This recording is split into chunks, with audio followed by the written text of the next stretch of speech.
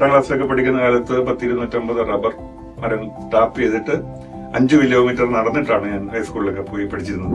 അതായത് നമ്മളെ പലതരത്തിലും വിഷമിപ്പിച്ച ആളുകളൊക്കെ ഉണ്ട്. അവരെയൊക്കെ പലപ്പോഴും നമുക്ക് നേരിട്ട് കാണേണ്ടി വരും. കാണുമ്പോഴൊക്കെ നമുക്ക് അവരോട് അരിശം തോന്നുക, അവരോടുള്ള പ്രതികാരം മനസ്സിൽ ആളിക്കത്തുക എന്നൊക്കെ പറഞ്ഞാൽ അതിന്റെ കേട് നമുക്ക് തന്നെയാണെന്ന് നമുക്കറിയാം.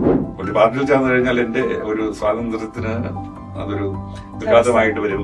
കാരണം പാർട്ടിയുടെ നയമനുസരിച്ച് നമുക്ക് പിന്നെ സംസാരിക്കാൻ ഒക്കുള്ളൂ, അഭിപ്രായം പറയാൻ ഒക്കുള്ളൂ. അതുപോലെയുള്ള ഒരു അസ്വാതന്ത്ര്യത്തെ ഞാൻ ഇഷ്ടപ്പെടാത്തതുകൊണ്ട് ഒരിക്കലും പാർട്ടിയിൽ ഉണ്ടായിരുന്നില്ല.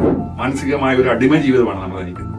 ആ അടിമ ജീവിതത്തിൽ നിന്ന് സ്വതന്ത്ര ജീവിതത്തിലേക്ക് മനുഷ്യരെ കൊണ്ടുവരിക എന്നുള്ളതാണ് എന്നെ പോലെയുള്ള എസൻസ് ഗ്ലോബൽ പ്രവർത്തകരുടെ ലക്ഷ്യം.